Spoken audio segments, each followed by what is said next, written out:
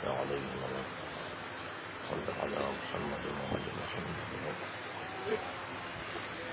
بالله من الشيطان الرجيم. بسم الله الرحمن الرحيم. الحمد لله الذي لا يبلغ مدحته القائلون ولا يحصي نعماءه العادون ولا يعدي حقه المجتهدون الذي ليس لصفته حد محدود ولا نعت موجود ولا وقت معدود ولا أجل ممدود فطر الخلائق بقدرته ونشر الرياح برحمته والصلاة والسلام على الرسول المسدد المصطفى الأمجد المحمود الأحمد سيدنا ومولانا ومولى الكونين جد الحسن والحسين عاني والقاسم محمد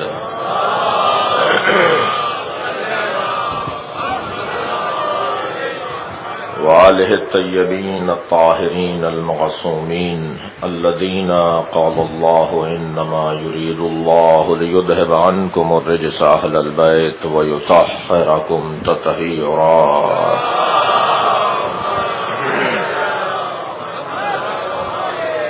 ولعنة الله على أعدائهم أجمعين من يوم عداوتهم إلى قيام يوم الدين. أما بعد، قال الحكيم في القرآن الكريم: بسم الله الرحمن الرحيم. قل هو الله أحد الله الصمد لم يلد ولم يولد ولم يكن له كفوا أحد. صلوات.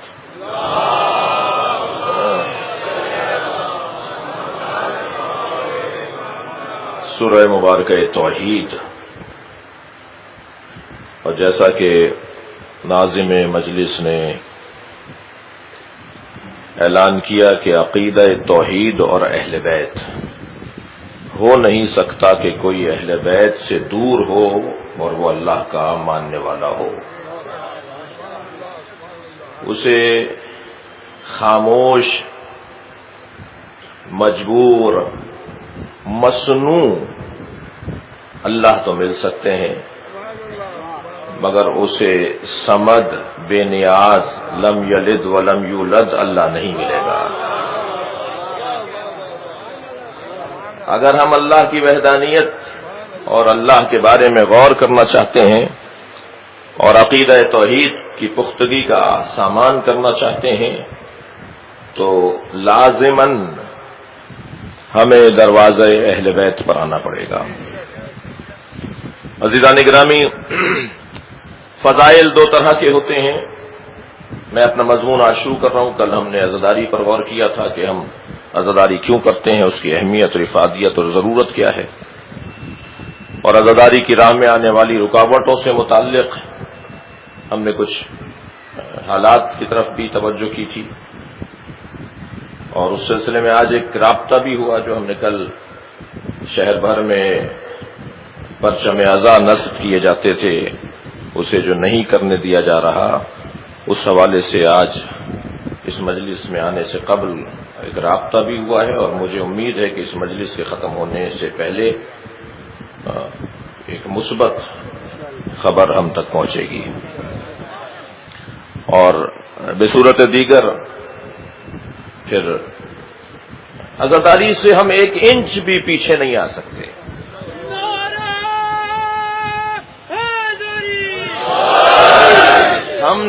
ہم نے اس ملک میں کوئی سیاسی جماعت نہیں بنائی، اگرچہ ہماری سیاسی جماعتیں ہیں، مگر ہم دوسروں کو جتوانے اور ہروانے کے کام تو کر رہے ہیں. مگر ہم نے اس ملک میں اپنی سیاسی جماعت بنا کر اعلیٰ قانون ساز، فیصلہ کرنے والے اداروں میں بیٹھ کر پاکستان کے ریاستی اداروں کو تکلیف نہیں پہنچائی. ہم تو صرف یہ کہتے ہیں ہمیں عزاداری کرنے دو. عزاداری کی راہ میں کوئی رکاوٹ برداشت نہیں ہے. میں نے آج بات ہوئی ہے میں زیادہ اس لیے نہیں کہہ سکوں گا کچھ کہ منتظر ہوں ان کے بہتر رائے کا کہ عزاداری امام حسین یہ شہر عزا ہے، یہ کراچی شہر عزا ہے، اور صرف کراچی کی بات نہیں ہے، انشاءاللہ 9 محرم کو میں مظفر آباد سے لے کر کراچی تک کے جو عزاداروں کے مسائل ہیں وہ آپ کے سامنے رکھوں گا، اور پھر ہمارا کام ہے نشاندہی کرنا، اور ہر ایک کو مرنا ہے، قبر میں جا کے اللہ کو جواب دینا ہے، جو جہاں جیسا جو کر سکتا ہے اس کو کرنا پڑے گا۔ میرا کام میرا ہے اور ذمہ داروں کا کام ذمہ داروں کا ہے۔ صلوات پڑھیں ذرا محمد و آل محمد۔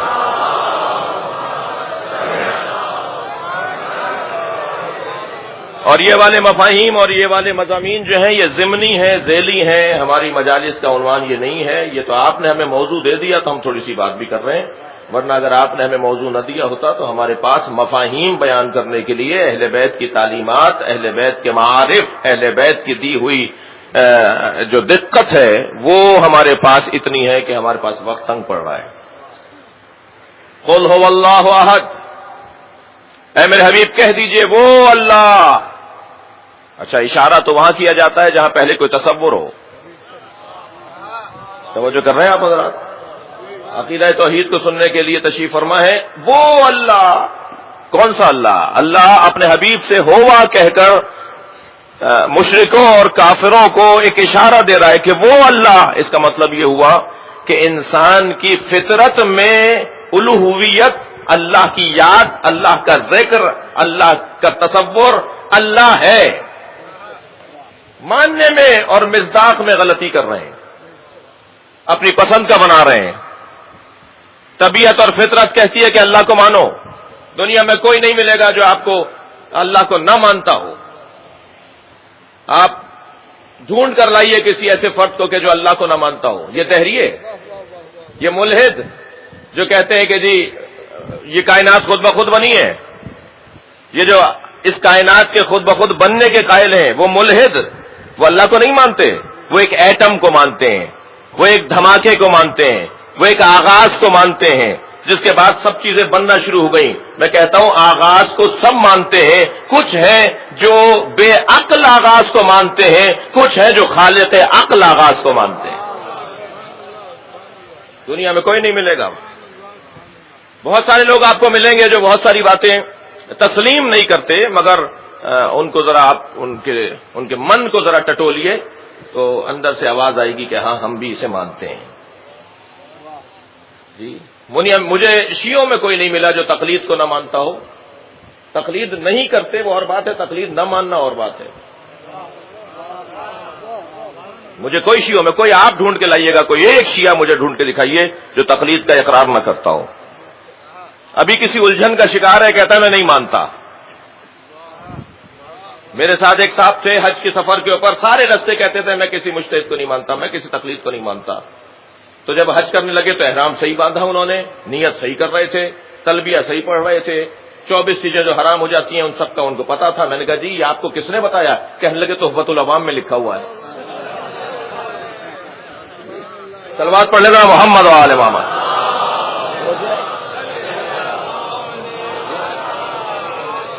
تو بھائی ہم تو تحفۃ العوام 5 مجتہدین کے فتووں پر مشتمل کتاب ہے۔ صلوات پڑھ لے ذرا نبی اور آل نبی۔ جی جناب مفتی اسحاق صاحب فیصل آباد کے بہت بڑے اہل حدیث کے عالم دین اپنے مجمع میں خطاب کر رہے ہیں، اہل سنت کے مجمع میں خطاب کرتے ہوئے کہنے لگے سنو یہ سنی شیعہ کا جھگڑا یہودی کا پھیلایا ہوا ہے۔ سنی شیعہ میں کوئی جھگڑا نہیں ہے، اختلاف ہے۔ اختلاف اور ہوتا ہے، جھگڑا اور ہوتا ہے۔ ضروری نہیں ہے کہ کسی میں اختلاف ہو تو وہ جھگڑا بھی کرے۔ سنی میں اختلاف ہے، شیعہ میں اختلاف ہے۔ اختلاف تو زندگی کی علامت ہے، اختلاف تو حیات کی نشانی ہے، اختلاف تو تحرک کی علامت ہے۔ وہ لوگ ختم ہو جاتے ہیں، برباد ہو جاتے ہیں جہاں اختلاف رائے نہ پایا جاتا ہو۔ اختلاف نہ ہو تو یونیورسٹیاں بند ہو جائیں، اختلاف نہ ہو تو کتابیں لکھنا بند ہو جائیں۔ تحقیق کا دروازہ کھلتا ہی اختلاف کی بنیاد پر ہے۔ یہ کیسے ممکن ہے کہ اختلاف، ہمیں اللہ نے بنایا ہی مختلف ہے، ہمارے ذہنوں کو مختلف بنایا ہے، ہماری سوچ کو مختلف بنایا ہے۔ فرمانے لگے سنی شیعہ کا یہ جھگڑا یہ یہودی کا پھیلایا ہوا ہے، سنی شیعہ میں جھگڑا نہیں ہے، اختلاف ہے۔ تو ایک لمبا پرچہ ان کے پاس آ گیا جس میں 15-20 سوالات لکھے ہوئے تھے۔ مفتی صاحب آپ کہہ رہے ہیں سنی شیعہ کا جھگڑا یہودی کا پھیلایا ہوا ہے، شیعوں کا تو کلمہ علیحدہ ہے، شیعوں کی نماز علیحدہ ہے، شیعوں کا روزہ 8 منٹ بعد کھلتا ہے، شیعہ نماز ملا کے پڑھتے ہیں، شیعہ وہ سجدہ کا رکھ کر سجدہ کرتے ہیں، شیعہ یہ کرتے ہیں وہ کرتے ہیں وہ کرتے ہیں، ایک طویل فہرست۔ حضرت مفتی اسحاق صاحب کو اللہ ان کی مغفرت فرمائے، انہوں نے اس پرچے کو ایسے بلند کر کے کہا یہ سوالات بتا رہے ہیں کہ تم مطالعہ نہیں کرتے ہو، اگر تم نے مطالعہ کیا ہوتا تو تمہاری کتابوں میں ان سوالات کے جوابات موجود ہیں۔ اور ایک ایک سوال کا جواب دیتے ہوئے انہوں نے اس مرحلے پہ جب آئے نا کہ جو میرے اس وقت مضمون میں بات ہے، کہنے لگے شیعہ کیا بولتے ہیں؟ شیعہ علی ولی اللہ لا الہ الا اللہ سے پہلے بولتے ہیں، شیعوں کا کلمہ علیحدہ ہے۔ اعتراض یہ کہ شیعوں کا کلمہ علیحدہ ہے، تو شیعہ کیا علی ولی اللہ بولتے ہیں اور پھر لا الہ الا اللہ محمد رسول اللہ بولتے ہیں؟ تم بھی لا الہ الا اللہ کہتے ہو، وہ بھی کہتے ہیں، تم بھی محمد الرسول اللہ کہتے ہو، وہ بھی کہتے ہیں، اس کے بعد وہ علی ولی اللہ کہتے ہیں، تو مجھے ہاں نام میں جواب دو۔ توجہ چاہوں گا آپ سے، مفتی صاحب کا جملہ نقل کر رہا ہوں، سوشل میڈیا پہ موجود ہے، میری ان سے پیار تھا، محبت تھی، میں ان سے ملنے بھی جاتا تھا، اور ایک خاص ان کی کوششوں کو اقرار ہمیں کرنا چاہیے جو انہوں نے ہمارے حوالے سے کی ہیں۔ مفتی صاحب کہنے لگے مجھے ہاں نام میں بتاؤ، شیعہ جو کہتے ہیں علی اللہ، کیا علی اللہ کے ولی نہیں ہے؟ بھائی توجہ چاہوں گا آپ حضرات سے، تو سارے مجمع نے کہا ہاں علی اللہ کے ولی ہے، کہنے لگے بس فرق اتنا ہے تم مانتے اور بولتے نہیں ہو۔ صلوات پڑھیں گے محمد و آل محمد۔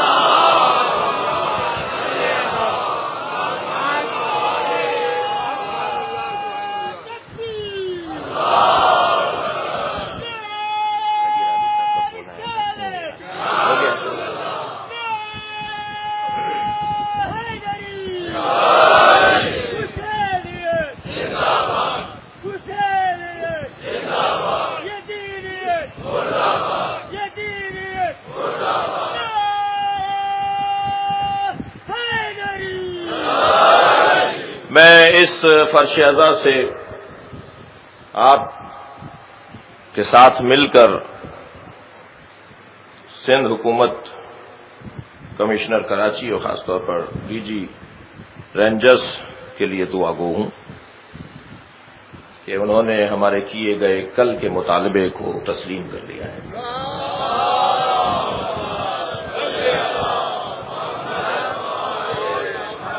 مجھے تو نہیں لگتا اس میں لبیک یا حسین ہونا چاہیے تھا۔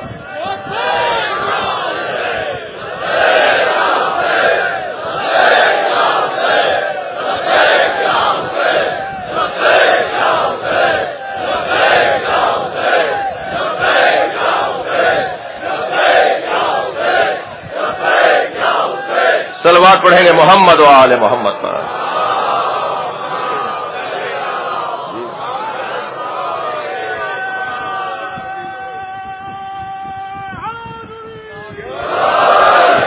انشاءاللہ شہر کراچی میں ہر سال کی طرح سیاہ پرچم آج سے ہی نصب ہو جائیں گے۔ بلندتر صلوات۔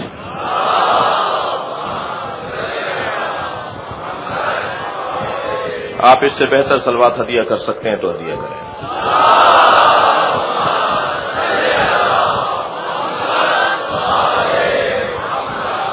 توجہ ہے، میں بات آگے بڑھاؤں؟ جی، سب مانتے ہیں علی اللہ کے ولی ہیں مگر بولتے نہیں ہیں۔ عزیزان گرامی، اللہ کی وحدانیت کو سب مانتے ہیں، اللہ کو سب مانتے ہیں، کیسا مانا جائے یہ محمد بتائیں گے۔ اس لیے آغاز قل سے ہو رہا ہے، میرے حبیب آپ کہہ دیجئے وہ اللہ احد ہے۔ آیت کی تفسیر پر آئندہ کی مجالس میں گفتگو رہے گی۔ آج کچھ فضائل سورہ پر توجہ چاہوں گا۔ یہ سورہ مبارکہ توحید، اس کی فضائل کیا ہیں، اس کے مناقب کیا ہیں، ذہن عالی میں ہو کہ فضائل دو طرح کے ہوتے ہیں۔ خود پہلے فضائل کی تعریف ہو کہ فضائل کہتے کسے؟ لفظ فضائل جمع فضیلت ہے، فضیلت کی جمع فضائل، اور فضائل عدم نقص کو کہا جاتا ہے۔ میں اور آپ کی سماعتوں کے حوالے ایک جملہ کروں، فضائل نقص کی برطرفی کو کہا جاتا ہے۔ جب نقص جس کی جمع نقائص ہیں، توجہ چاہوں گا، جس کی جمع نقائص ہیں، جب نقص برطرف ہو جاتا ہے تو پھر فضل آ جاتا ہے، جب نقائص برطرف ہو جاتے ہیں تو خود بخود اس کی جگہ پر جو چیز آتی ہے وہ فضائل کہلاتی ہے۔ پروردگار عالم نے ہم سب کو دنیا میں فضائل دے کر نہیں بھیجا، اللہ نے ہم سب کو دنیا میں بھیجا ہے 4 موٹے نقائص دے کر۔ ہم دنیا میں نقائص کو لے کر آئے ہیں، ہم دنیا میں فضائل کو لے کر نہیں آئے۔ میں زیادہ دیر اگر اس جملے کی تکرار کروں گا تو مجھے شبہ ہے کہ کوئی بچہ کسی الجھن میں شکار ہو سکتا ہے، لہذا یہی کہہ دیتا ہوں کہ میں آپ کی اور اپنی بات کر رہا ہوں، 14 کی بات نہیں کر رہا۔ صلوات پڑھے گا محمد و آل محمد۔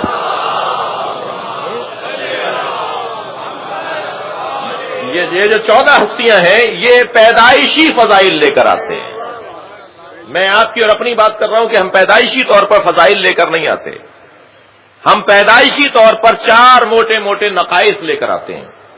بس جیسے جیسے وہ نقص برطرف ہوتا چلا جاتا ہے اور اس کی جگہ پر جو اس کی ضد آنا شروع ہوتی ہے وہ فضیلت کہلاتی ہے۔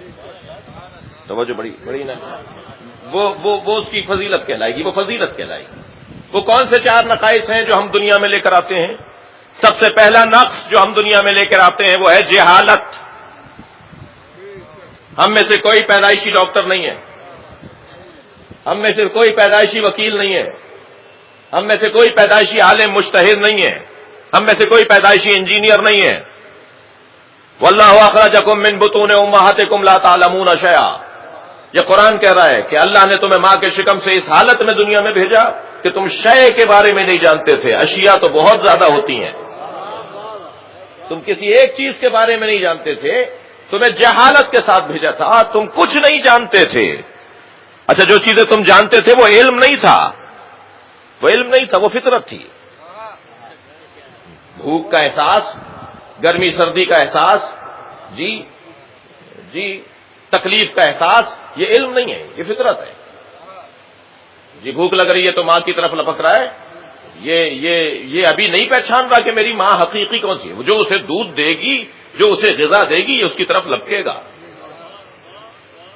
لہذا یہیں پر یہ بھی کہتا ہوا چلا جاؤں کہ تربیت اولاد میں اس بات کا خیال رہے کہ کس کی گود میں پل رہا ہے،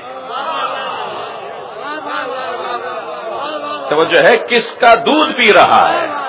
بھائی ہمارے معاشرے میں اگر نسلیں بگڑتی ہوئی نظر آ رہی ہیں تو اس کا ایک موٹا سبب یہ ہے کہ جو اللہ نے غذا قرار دی تھی مائیں وہ غذا نہیں دے رہی۔ جب آپ وہ غذائیں نہیں دیں گے کہ جو اللہ نے قرار دی ہے اور آپ اپنی ہاتھ کی بنائی ہوئی غذائیں دیں گے تو یہ بچہ بھی ویسا ہی نتیجہ دے گا جیسا آپ کر رہے ہیں۔ اب وہ جو ڈبے کے اندر، معاف کیجیے گا بہت رقیق مثال دے رہا ہوں، وہ جو ڈبے کے اندر پیک دودھ ہے نہ معلوم کس کا ہے، وہ کیا پتا وہ دودھ ہے کیا؟ جی جانور کا بھی معلوم ہو جائے تو شاید غنیمت ہے۔ یعنی ہم شبہ ناک غذائیں کھلا رہے ہیں اپنے بچوں کو، ہم شبہ ناک غذائیں اپنے بچوں کے شکموں میں ڈال رہے ہیں اور توقع رکھتے ہیں کہ یہ اچھا مسلمان بنے گا۔ صلوات پڑھ لے ذرا نبی اور آل نبی پر۔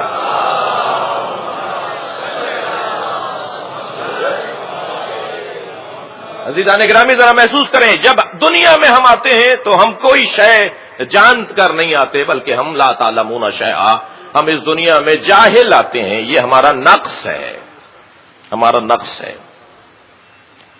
دوسرا نقص، ہم جب دنیا میں آتے ہیں تو بزدل پیدا ہوتے ہیں، بزدل۔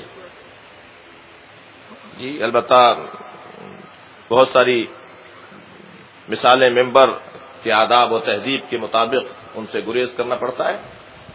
فارسی کا لفظ ہے بوز، اور بوز ایک جانور کو کہتے ہیں، اور کیونکہ وہ نرم دل ہوتا ہے اور ڈرپوک ہوتا ہے تو اس لیے جو اس انداز سے زندگی گزار رہے ہوتے ہیں ان انسانوں کو بھی بزدل کہا جاتا ہے۔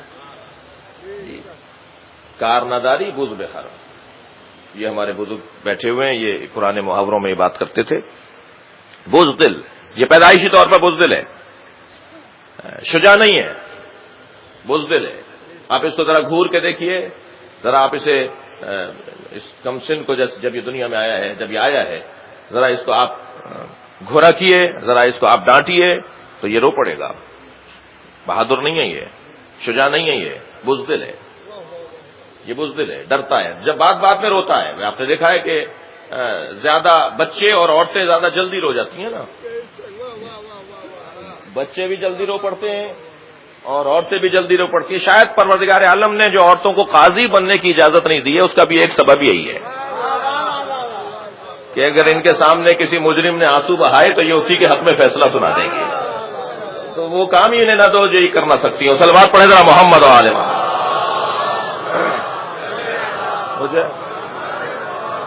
یہ پیدائشی طور پر انسان بزدل ہے، ڈرپوک ہے. تیسرا نقص جو یہ دنیا میں لے کر آتا ہے عزیزان گرامی، وہ نقص ہے غیرت سے دوری. غیرت مند نہیں ہوتا یہ پیدائشی طور پر.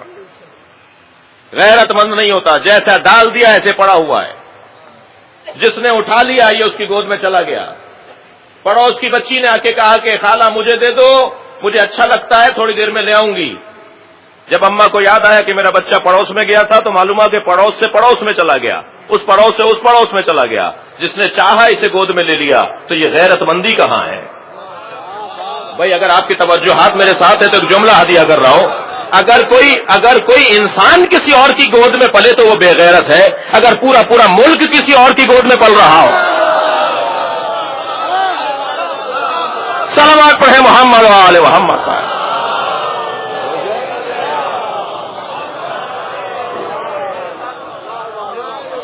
یہ کسی اور کی گود میں اگر چلا جائے، جو چاہے اسے اٹھا لے، اس سے زیادہ بے غیرتی اور کیا ہوگی؟ جس کی گود میں اس کو بھیجا جائے یہ چلا جائے، تو یہ غیرت سے دوری ہے. اور چوتھا نقص عزیزان گرامی جو یہ لے کر آتا ہے وہ ہے کنجوسی، بخل. یہ چوتھا نقص ہے، یہ بخل لے کر آتا ہے. یہ سخی نہیں ہوتا پیدائشی. آپ اپنے پوتے کے لیے، آپ اپنے کم سن بچے کے لیے ٹافی لے جائیے اور اسے دے کر اسی سے مانگیے، میرا مطلب روشن ہو جائے گا. صلوات پڑھ لیں ذرا نبی اور آل نبی.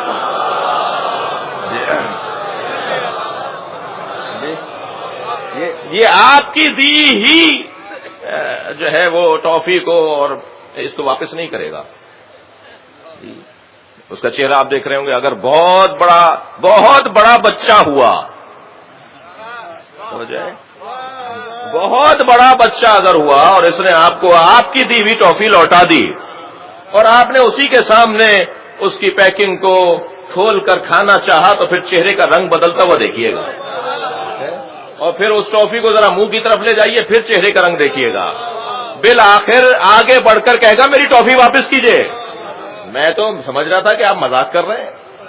اور اگر اس نے نہیں کہا، توجہ چاہوں گا، اگر اس نے نہیں کہا نا میری ٹافی واپس کیجیے جبکہ آپ ہی نے دی ہے، تو وہاں بیٹھے ہوئے بڑے آپ کی مذمت کریں گے کہ بچے کی ٹافی کھا گئے، جبکہ سب کو پتا ہے کہ آپ ہی لے کر آئے ہیں. لیکن اگر یہ بچہ آپ کو دے دے، آپ کو کھانے دے، تو آپ کیا کہتے ہیں؟ جیتے رہو، سالم رہو، سلمکم اللہ، سلمہ، بہت اچھا بچہ ہے، کل ہم تمہارے لیے ٹافی نہیں پوری تھیلی لائیں گے. اب فلسفہ روشن ہو گیا. اللہ جو ہم سے 5واں اور 10واں مانگ رہا ہے، بھائی اسی نے تو ہمیں رزق دیا ہے نا، اسی نے ہمیں پیسہ دیا تھا. وہ کہہ رہا ہے اس میں سے 5واں دے دو، میں 10 برابر کر کے لوٹاؤں گا. صلوات پڑھے محمد و آل محمد پر.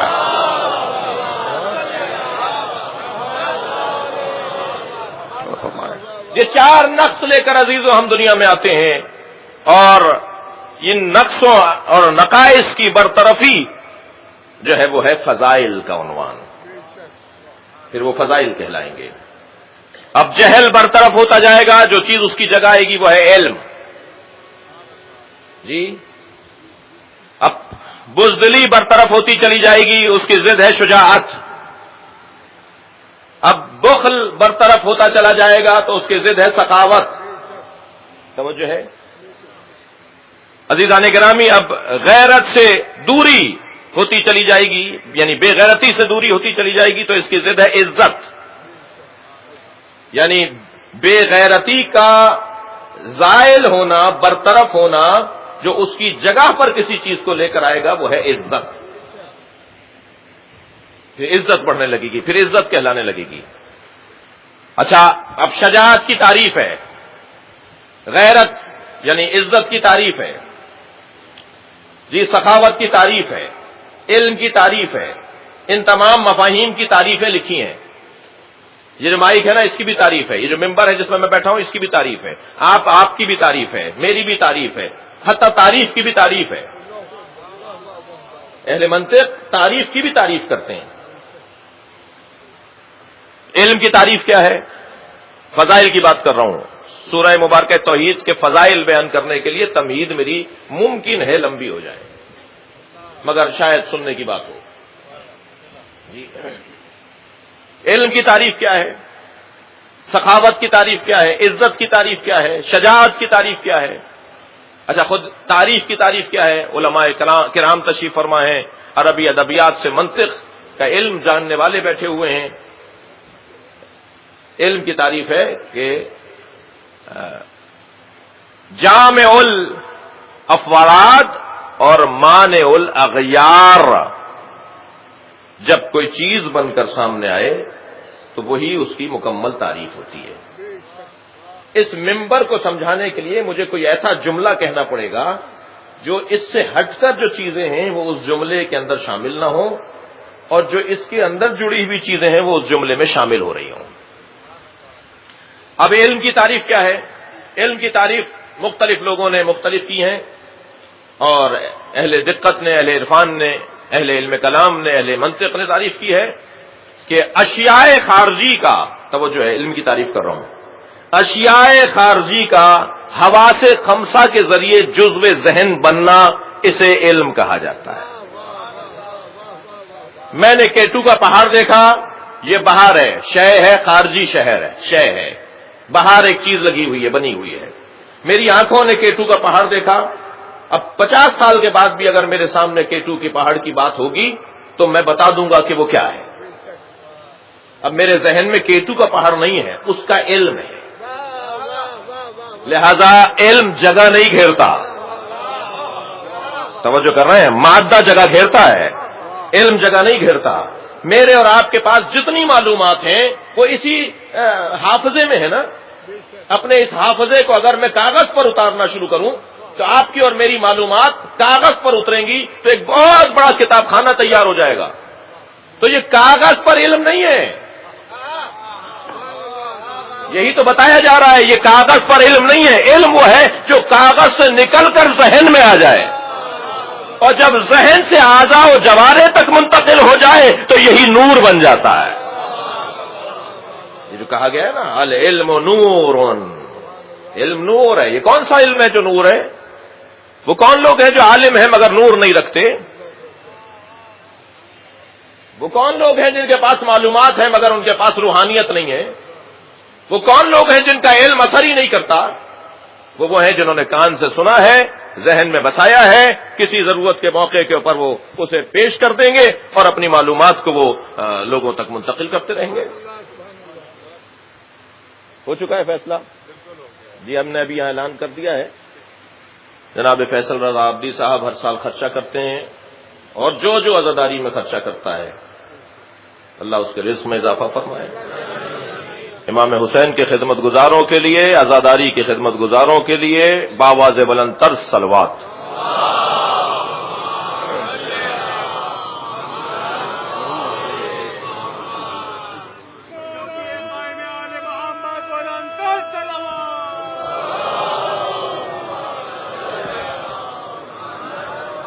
اس سے بہتر صلوات ہدیہ کریں محمد والا.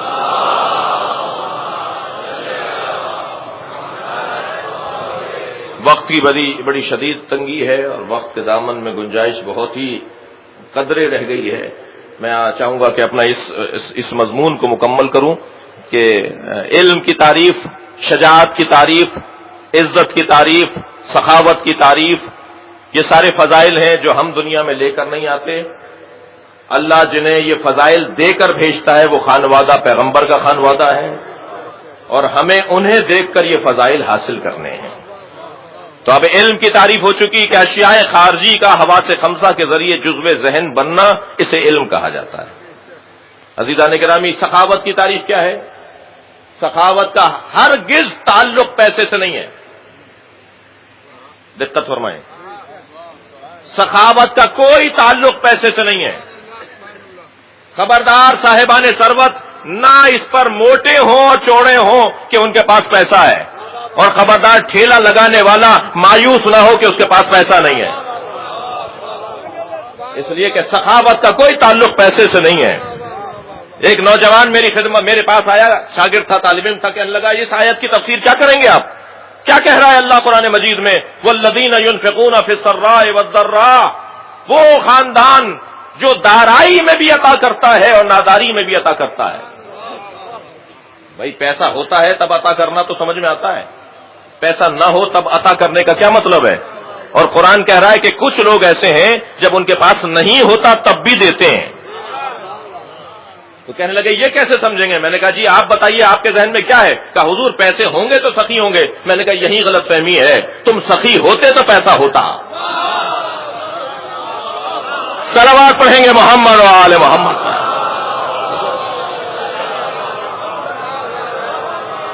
ذرا اپنا دل بڑا کرو، ذرا ہمت کرو، ذرا ارادہ کرو.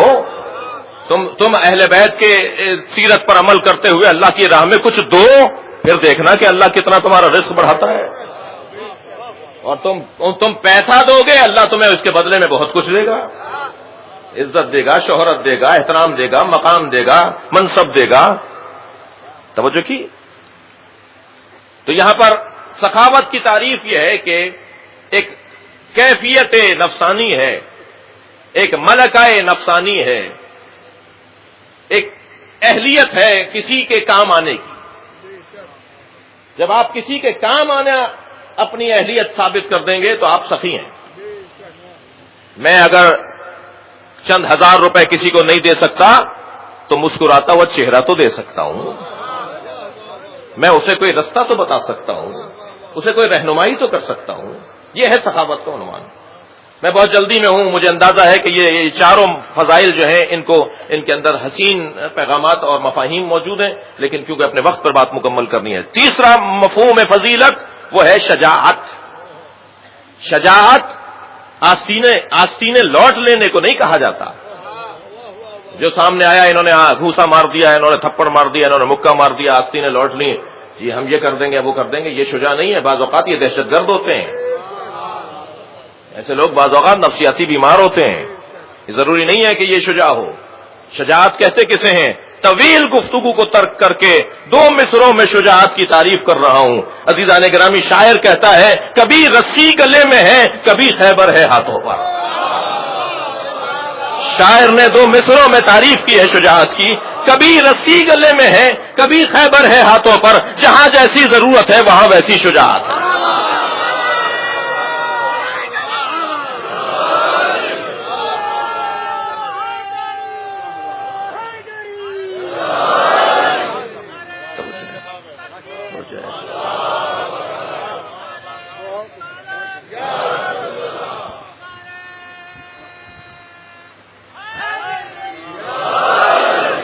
شجاعت کا مفہوم بھی بہت واضح اور روشن ہے کہ شجاعت اس انداز سے کہ جہاں جیسی ضرورت ہو اس کے مطابق اپنی توانائیوں کا اظہار کرنا، اسے شجاعت کہا جاتا ہے.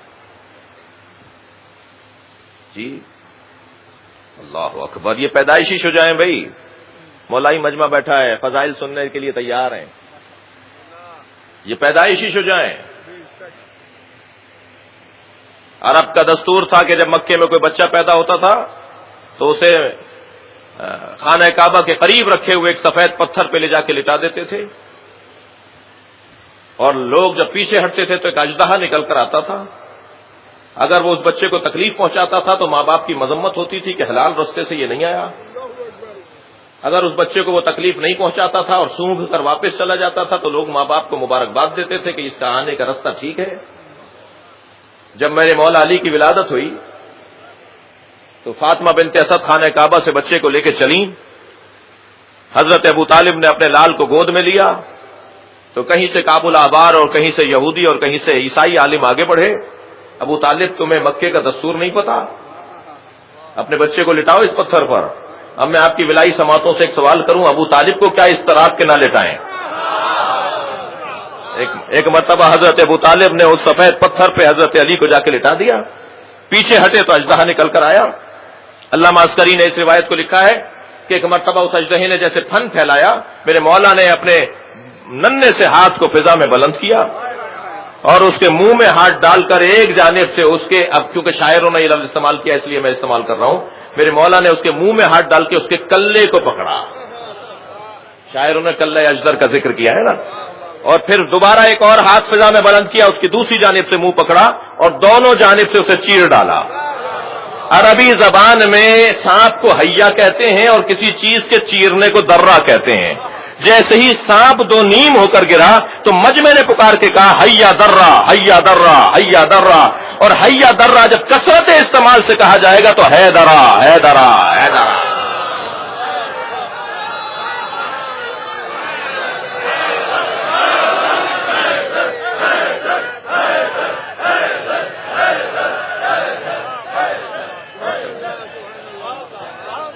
توجہ کر رہے ہیں؟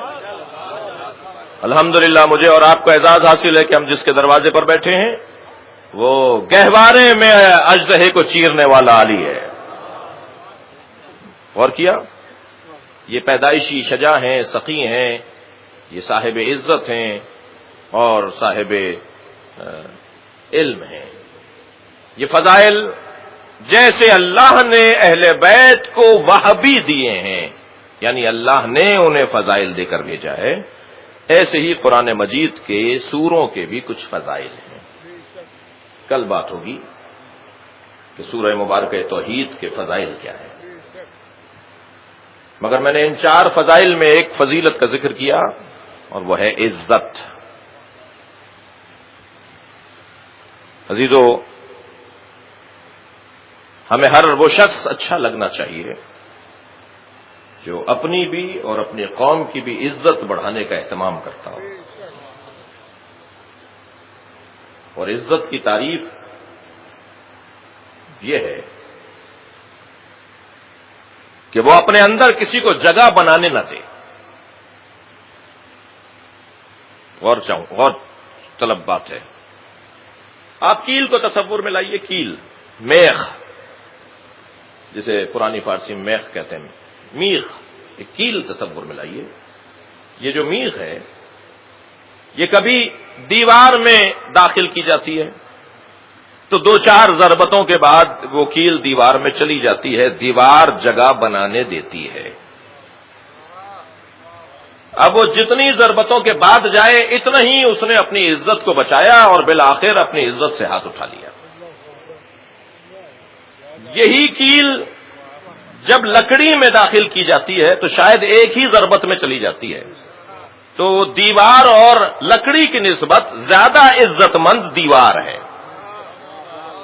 توجہ ہے، لکڑی اس دیوار کی نسبت کم عزت مند ہے. لیکن یہ کیل ایک اور جگہ پر بھی داخل کرنے کی کوشش کی جاتی ہے، وہ ہے پتھر. جب پتھر پر کیل کو داخل کرنے کی کوشش کی جاتی ہے تو پتھر ٹوٹ کر بتاتا ہے میں مر سکتا ہوں، جھک نہیں سکتا. یہ ہے مفہوم عزت. صلوات پڑھنا محمد و آل محمد.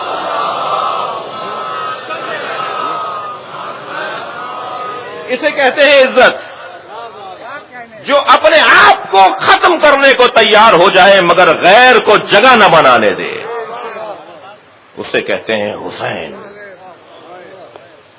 کربلا صاحبان عزت کا قافلہ ہے. تم نے ہم سے ہاتھ مانگا ہے، ہاتھ نہیں دیں گے ہم. اور تم اتنے ذلیل ہو جاؤ گے کہ تم ہمارا سر کاٹ کے بھی بلند تم خود کرو گے. یہ نیزے کی انی پر جو تم سر بلند کر رہے ہو، یہ تم اپنی شکست کا اعلان کر رہے ہو. حسین ابن علی کا سر کٹا ہے، جھکا نہیں ہے. عزیزان گرامی، آج 2 محرم ہے. ہمارے گھروں پر، ہمارے چھتوں پر، ہماری سواریوں پر کالے پرچم نصب ہو چکے ہیں، ہو جائیں گے. کر لیں، اس لیے کہ یہ موسم عزا ہے. یہ پاکستان، یہ شہر سنی شیعہ عزاداروں کا شہر ہے۔ اہل سنت برادران بھی مکمل اپنی توانائی امام کی عزاداری میں پیش کر رہے ہیں۔ بڑا بہترین پرسکون ماحول ہے۔ رینجرز، پولیس، خفیہ، ظاہری ادارے وہ سب اپنے اپنے فرائض کی ادائیگی میں مصروف ہیں۔ حکومتیں سب ماشاءاللہ جتنی نشستیں ہو رہی ہیں بہتر انداز سے صورتحال ہے۔ کچھ رکاوٹیں تھیں جو الحمدللہ برطرف ہوئیں، اور آئندہ بھی کوئی ایسی رکاوٹ نہیں ہوگی۔ چلیے اس قافلے میں اپنے آپ کو شامل کیجیے۔ ابھی میرے بھائی کہہ رہے تھے جب آپ مجلس میں جایا کریں تو یہ نہ کہا کریں کہ میں نشتر پارک جا رہا ہوں، کہا کریں میں کربلا جا رہا ہوں۔ یہ نہ کہا کریں کہ میں علی متقی جعفری صاحب کیا جا رہا ہوں، میں عزا خانہ زہرا جا رہا ہوں، میں علی رضا امام بارگاہ جا رہا ہوں، میں رضویہ امام بار نہیں، میں کربلا جا رہا ہوں۔ یہ امام حسین کے خیمے ہیں۔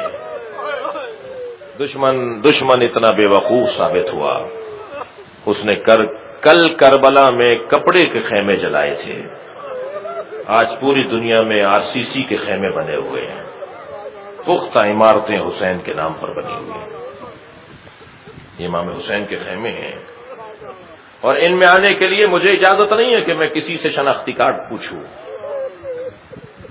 یہ حسین کا خیمہ ہے، ہر آنے والے حر کے لیے ہمیشہ کھلا ہے، جو جب چاہے آئے اور اس فرش عزا پر آ کے بیٹھے۔ اس سے زیادہ اس ماحول میں امن و امان کا پیغام شاید ہی کسی جگہ سے نصیب ہو جو نصیب ہمیں کربلا سے ہو رہا ہے۔ بس عزیزو، حسین مدینہ چھوڑ رہے ہیں۔ میرے مولا نے سن 60 ہجری 28 رجب مدینے کو چھوڑ دیا۔ میں نے بھی جلدی سے کہہ دیا، آپ نے بھی سن لیا، اللہ نہ کرے کسی کو وطن چھوڑنا پڑے، اور اس حالت میں کہ ماں کی قبر مدینے میں ہے، نانا کا مزار مدینے میں ہے، بھائی حسن کی قبر مدینے میں ہے، اور حسین ابن علی مدینے سے بڑا پیار کرتے ہیں۔ آپ رو رہے ہیں نا، عصر عاشور جب میرے مولا گھوڑے سے گرے تھے، بڑا سخت مرحلہ تھا، تو امام نے اپنے گریبان کے بٹن کھول کر مدینے کی طرف رخ کر کے کہا تھا، مجھے اپنا شہر یاد آ رہا ہے۔ امام حسین نے اپنے وطن کو یاد کیا ہے شہادت سے پہلے۔ امام مدینہ چھوڑ رہے ہیں۔ رات کی تاریکی میں قبر پیغمبر پر گئے، نانا مجھے آپ کا شہر چھوڑنے پر آمادہ کیا جا رہا ہے۔ راوی کہتا ہے بہت دیر تک پیغمبر کی قبر سے لپٹ کر روتے رہے۔ قبر پیغمبر سے آواز آئی، حسین مدینہ چھوڑ دو، تمہارا نانا تمہارے ساتھ ہے۔ عزادارو پھر گئے اپنے بھائی حسن کی قبر پر، اور امام حسن سے جو برادرانہ اور بھائیوں کی باتیں ہوتی ہیں وہ امام حسن سے امام حسین نے کی ہیں۔ پھر اٹھے ہیں، کہاں گئے ہیں؟ اپنی ماں زہرا کی قبر پر۔ اجر و کمل اللہ، تھک کر نہیں روئیں گے عزادارو، اور قبر زہرا پر ایسے گئے ہیں جیسے کوئی چھوٹا بچہ اپنی ماں کی آغوش میں جا رہا ہوتا ہے، اور قبر زہرا سے گفتگو کی ہے، اماں یہ مدینہ ہمارے رہنے کے قابل نہیں رہا۔ مقتل کا بیان ہے کہ قبر زہرا سے آواز آئی، حسین تم مدینہ چھوڑ دو، تمہاری ماں تمہارے ساتھ ساتھ ہے۔ امام حسین اپنی ماں زہرا کی قبر کو چھوڑ کر آئے ہیں بیت الشرف میں۔ فجر کا وقت ہو چکا ہے، نماز فجر کے بعد حضرت عباس سے فرمایا، عباس محملیں تیار کرواؤ، عباس قافلہ آمادہ کرو۔ حضرت عباس نے قافلے کو آمادہ کیا۔ عزادارو محملیں سجنے لگیں، ایک ایک محمل دروازے کے سامنے آنے لگی، جسے رونا آ رہا ہو وہ تکلف نہ کرے، اور گھر سے ایک ایک بی بی باہر آتی تھی، اور اس سے متعلق جوان آگے بڑھ کر اسے سہارا دیتا تھا۔ تاریخ نویس نے لکھا کہ ایک مرتبہ جناب رباب باہر آئیں تو امام حسین کے فرزندوں نے آ کر اپنی ماں کو سہارا دیا۔ کچھ دیر کے بعد جناب لیلا باہر آئیں تو حضرت علی اکبر نے اپنی کرسی چھوڑ دی، آگے بڑھ کر اپنی ماں کو محمل میں بٹھایا۔ عزادارو جناب فضہ آئیں ایک ایک بیوی آتی رہی، سنیں گے ایک ایسی بیوی آئی کہ جس کے آنے پر سب جوان اس جانب دوڑے ہیں جہاں محمل کھڑی ہے، حتیٰ حسین ابن علی نے آگے بڑھ کر اسے سہارا دیا۔ وہ کون سی بیوی ہے؟ وہ علی کی بیٹی زینب کبریٰ ہے، جسے تمام بنی ہاشم کے جوانوں نے محمل میں سوار کیا۔ امام حسین نے آگے بڑھ کر اپنی بہن کو سہارا دیا۔ اب میں آپ سے گزارش کروں گا، جب شام بی بی کی زیارت کو جائیں تو جناب زینب کا زیارت نامہ ضرور پڑھیے گا۔ اس زیارت نامے کے پہلے صفحے پر ہی لکھا ہے کہ سلام ہو اس زینب پر جو 11 محرم کو جب بے کجاوا اونٹ پر بٹھائی جا رہی تھی تو ترائی کی طرف، نہر کی طرف رخ کر کے عباس کو بلا رہی تھی، میرا وہ بھائی کہاں ہے جس نے مجھے مدینے میں سوار کروایا تھا؟ اجرکم اللہ، اجرکم اللہ۔ آپ کی آوازیں بلند ہیں، مجلس بھرپور ہے۔ جب مجلسوں میں گریا ہوتا ہے امام جعفر صادق دعا دیتے ہیں، یا اللہ یہ ہمارے عامر کو زندہ کر رہے ہیں۔ اجرکم اللہ، اجرکم اللہ۔ عزادارو قافلہ تیار ہو گیا، تمام بیویاں بیٹھ چکی ہیں۔ آیت اللہ نظری منفرد نے، ایرانی عالم ہیں، عراقی علماء نے لکھا ہے، ہمارے بزرگوں نے تو زیادہ لکھا ہے کہ امام حسین نے چند بیویوں کو مدینے میں چھوڑا تھا۔ ان میں 3 تو معمر بیویاں تھیں، ایک حضرت ام ہانی پھوپھی ہیں امام حسین کی، ایک ام البنین بی بی حضرت عباس کی والدہ ہیں، ایک ام سلمہ ہے حضرت امیر المومنین حضرت امام حسین کی نانی ہے، نبی کی زوجہ ہیں، ام المومنین ہیں، اور ایک کوئی بچی ہے جو حسین نے اپنی چھوڑی ہے۔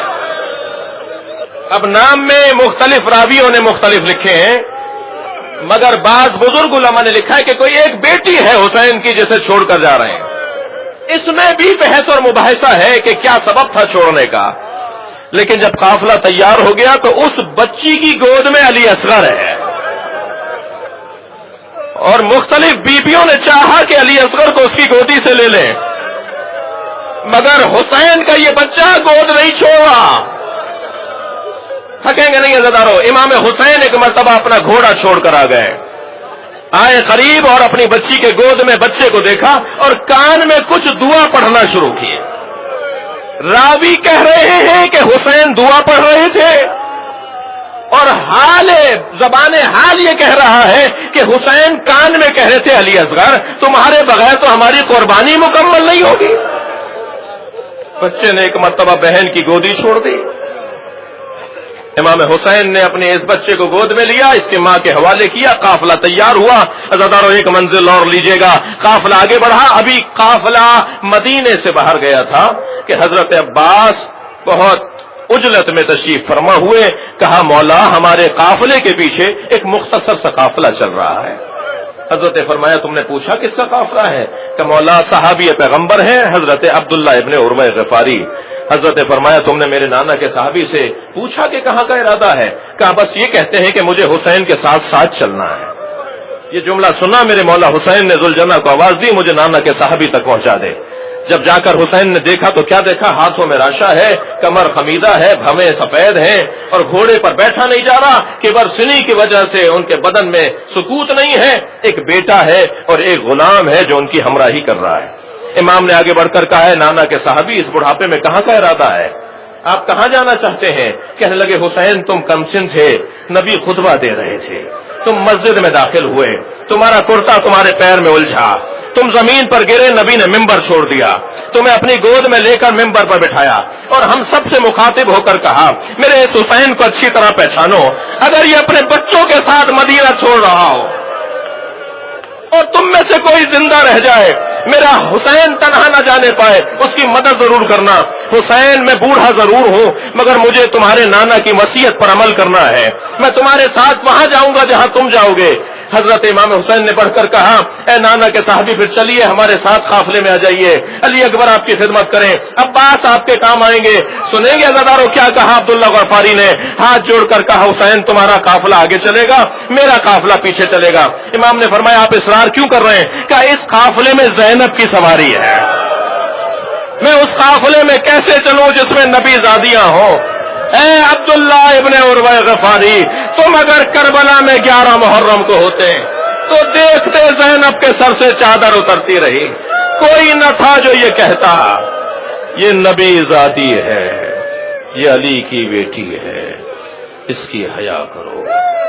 اللہ لعنت اللہ علی الظالمین فسيعلم الذين ظلموا أي منقلب ينقلبون۔ یا اللہ ان آوازوں پر رحمت نازل فرما، رونے والوں کی توفیقات میں اضافہ فرما، حاضرین کے رزق میں عزت میں اضافہ فرما، ہمارے ادارے جو خدمت عزاداروں کی خدمت میں مصروف ہیں ان کی توفیقات میں اضافہ فرما، ہمارے احباب جہاں جہاں جو امام حسین کی خدمت کر رہا ہے ان کے عزت میں رزق میں اضافہ فرما، امام زمانہ کے ظہور میں تعجیل فرما۔